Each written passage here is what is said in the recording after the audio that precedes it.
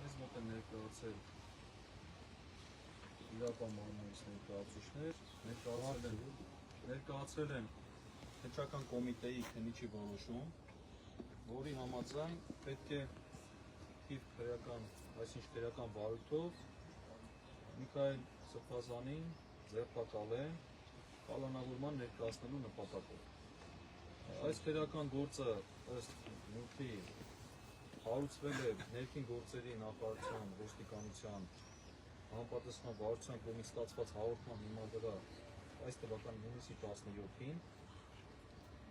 Մեջը առիթը նշված է 2024 թվականի փետրվարի 3-ին երեկին տված հարցազրույցի ժամանակ Միքայել Սրբազանի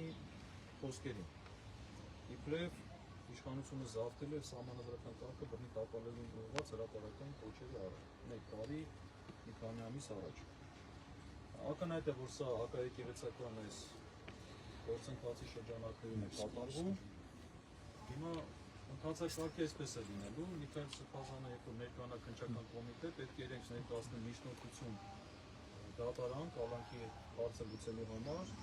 եւ արդեն դատարանում դա քննվելու է, դատարանը որոշի կալանավորելու թե ոչ։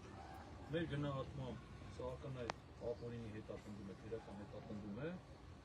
բայց հաշվի առնելով վերջի զարգացումները, բնականաբար այսպես իրան անդուր չենք նայում։ Ուզում եմ նաև տեղեկացնել, որ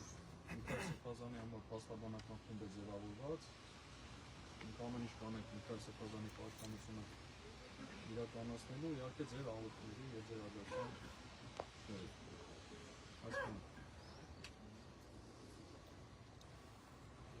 Ոնց տանել։ Եթե տանելու են մեզ բոլորից ցոտ տանել։ Որտեղ Միքայել Սրբազանն Սրբազան մի գնացեք, բոլորից զորով փորձեն տալ։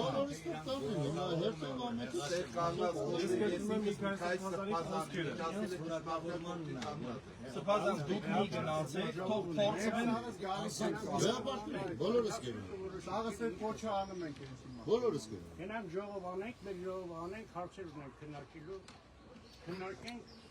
որոշումներ կայացնենք։